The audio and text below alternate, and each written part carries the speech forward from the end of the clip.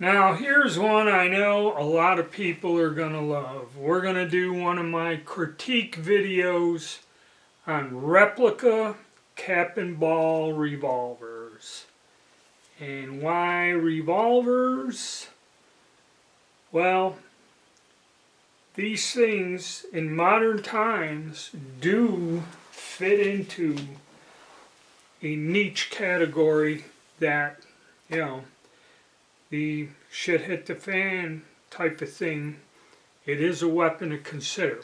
Alright, but before we really get into it, if you would please subscribe, hit the like button, leave a comment, and if you could, become a member. Alright.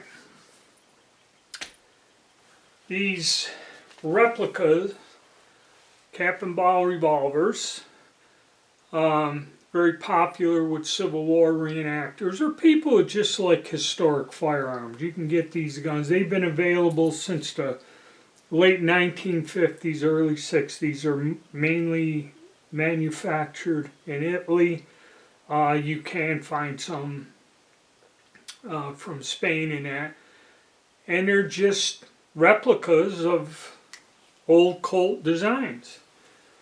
Now, why do they have a relevance in today's world? Well, the thing is, the way the gun laws are written, if something was manufactured prior to 1898, or if it does not, these guns do not use cartridges. You have to load them like the original old guns. You put loose powder, ram it down, and a cap. So they're considered antiques, and generally they were exempt from the law for years. That's not the case. I found out that when I went to and just put one up to order, it told me that these are restricted and they would not be shipped to New York, New Jersey, Illinois, and California.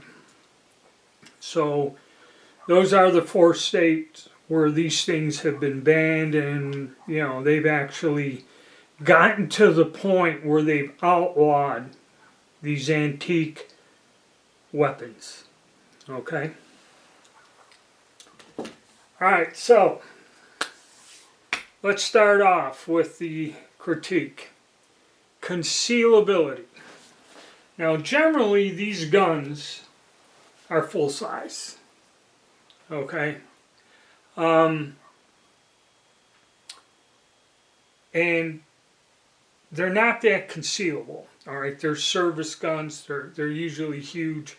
But I have seen these where they've made non-historically correct versions of these where they got them cut off and snub-nosed and that. Or you can actually get, the actual somewhat small concealable. This one, I believe, is 1848 Colt pistol and 31 caliber.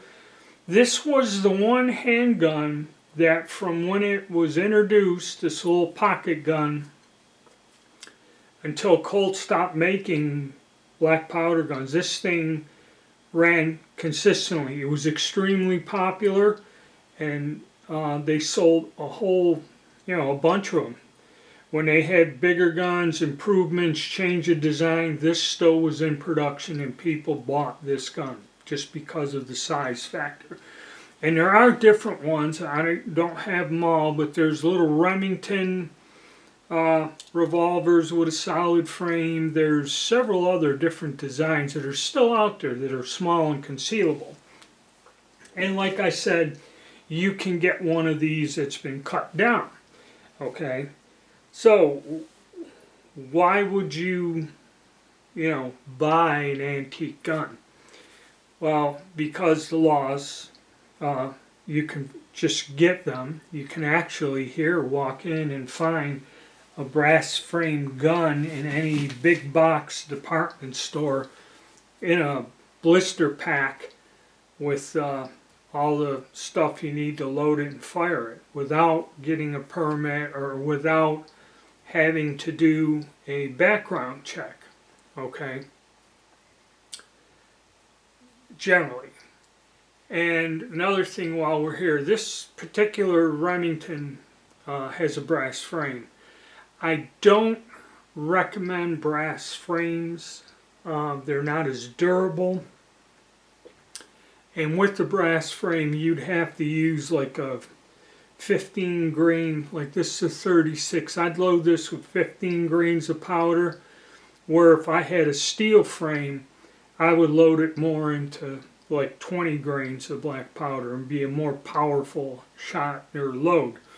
And also, another thing about these guns, and while I bring them up before we get into the survival mode, is there are companies, and the reason some states outlaw these, that sell a conversion kit where you could disassemble this pistol as is and put in a cylinder, and they're normally enclosed with an actual modern cartridge. Reassemble the gun, and then you have 6 modern cartridge shots with it. And this has kind of changed the game. Granted, the conversion cylinders cost more than the gun, but if you are in a circumstance where you cannot get a handgun, and that is the only thing you can use for self-defense or a shit hits the fan scenario, that may be the way to go. I know a lot of people have asked me about these. A lot of people have told me about the conversions to, using fixed ammo and that. So when we go to a shit hit the fan scenario, another thing is a lot of guys that are preppers, a lot of guys that are into the survivalist stuff, started making their own black powder. Okay, so for one of these weapons, even though they're antiques, if you really go off the grid and make your own black powder, and all you need is a fire or a heat source and some lead or wheel weights or something, you can cast bullets, you can make your own black powder, and the percussion caps, I do know there's a method and a way, and people have sold toolkits to where you can take sheet metal, punch out your percussion caps, and then actually it's something like the little white part of a Strike Anywhere match, you shave that off with a razor blade, and mix that with a little bit of some kind of adhesive and put it in the cap.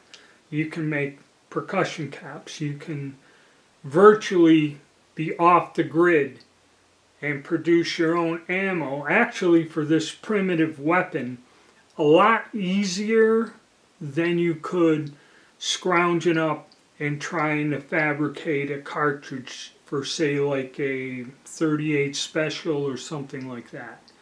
Okay. And there are people that are into this, and they've all asked me, how come you don't make your own black powder and that? I haven't gotten there. So, yes, shit hit the fan.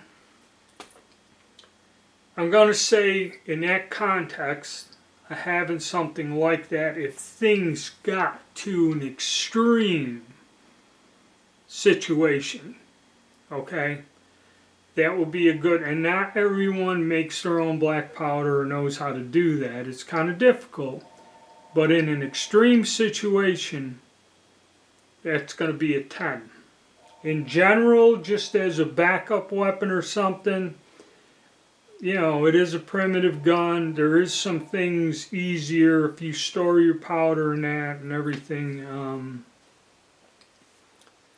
Let's take it down to, say, 7. But it is something to think about having in case of an emergency. Home defense. A lot of people said, hey, I live in an area, it's almost impossible to get a handgun. I would like to have something, to protect my home or whatever. And like I said, there are models of this that are more compact. I had actually, the one I had, they called it the Sheriff's model, had a 4-inch barrel, a shorter barrel. So you can find something that's not as huge as this, a more gun that is not unwieldy. I'm going to say for home defense, see, and this is what's problematic about this situation. It's not for everybody. You could, if it's easy to get a handgun like here, you can go buy a 9mm, for a couple hundred beans. And those, a nice one, they're going for 300-400 units now. Okay? So to use a replica or, it's just old technology for home defense is not exactly the best thing. So you got to look at it. If somebody is in an area where they can't get a handgun and they really need it and are going to use it as is with black powder or spend even more money to get a cartridge conversion, then yes, for home defense, it's up there about an 8. Okay, it's not the best thing, but in that scenario, it's about an 8, okay, if you have no other choice. In general terms, I'm going to knock that back down. So if you got black powder or something, and you could actually, or if you live where the laws are not that restrictive, or for some reason if you can't go and get a handgun for whatever reason, okay, then I'll put that back, and in both situations, to a 5. Because even if you put the cartridge conversion, the conversion cylinders cost more than a handgun. It is a very expensive thing to do to avoid, the regulations and laws. Okay, on my list, I haven't done it much with handguns, but hunting, yes, these can be used for hunting because other than the revolvers, you can find some very large, either pistol-like shotguns or hunting guns of a large handgun as a replica. So yes, they can be used for hunting. Not exactly the best thing for hunting, but we'll give it an 8. If you are a black powder enthusiast, then yes, hunting is good. General purpose shooting, okay? Whether you are a reenactor or just somebody who likes history, any older black powder style gun, be it a cap and ball revolver, a flintlock pistol, or a musket, scores a 10 in fun, learning. They're just, these old guns, to me and a lot of other people, are just a blast to shoot. You take the whole family out and everything. I mean, maybe for some people they don't want to have nothing to do with it at all. But general purpose shooting and fun scores a 10. Okay, militia weapon. Again, this is an antique, it's old. If it's all you got, and you got a conversion in there or something, or whatever, I'm going to say for that purpose, you should have a modern gun if you're talking a security perimeter or whatever, and not out in a, survival, out in the wilderness where you're handcrafting and everything. So in that kind of thing, I'll give it a 3. Okay, it's not a good thing for, it's not modern, all right? So, collector's item. Honestly, there are some of these replica pistols. Now, you could use originals if you want, or if you have them in, serviceable condition. But I've seen these replicas that are no longer made. Mine is the Spencers and Rogers pistol. have gone up in value, and the some of the earlier ones. There are some of these versions that are no longer manufactured by these companies, and they do carry a premium for these replica guns. So collector's item, some of them, not all of them, okay, is a 10. Ammo, and you know this, like I said, as a kind of a survival thing, black powder, if you seal it, keep it dry, and it's sealed and left in a dry place and is not exposed to huge temperature swings or moisture or anything, black powder will still go off after 100 years or more. Okay, so the old adage, keeping your powder dry, if you're handy enough to make the little percussion caps, which you could do that, or just get a bunch of them and seal them. And then lead balls. You can buy a bunch of them and store them. You can have an indefinite ammo storage stacked away using these. Granted, they're not a first-rate weapon compared to like a modern gun, but when it comes to ammo and storing it and squirreling it away, you know, plus you can cast the bullets out of lead material that you can scrounge up and find as scrap. So I'm going to put it at a 5. Okay, it's not like having a nice sealed sardine can, you know, 7.62 by 39, but there is some advantages to it. We'll give it a 5. Parts, repair, and accessories.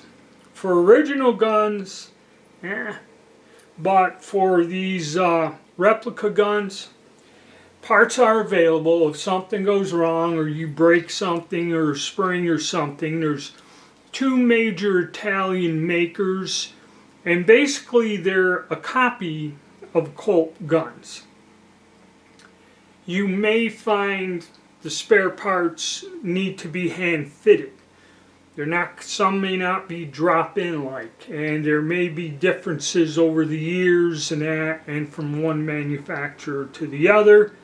But you can get for these replica guns somewhat easily spare parts. You may have to, you know, modify them a little. Now, my conclusion on this: these guns are cool, okay. In a very strange way, on our topic of this about, you know, shit hits the fan. And again with the repair thing, if you got some spare parts, it's easier to repair these older design guns than a modern revolver, because they're fairly simple, you know, like these Colts and that. They're a fairly simple weapon, and, you know, if you study up a little, you can repair these yourself.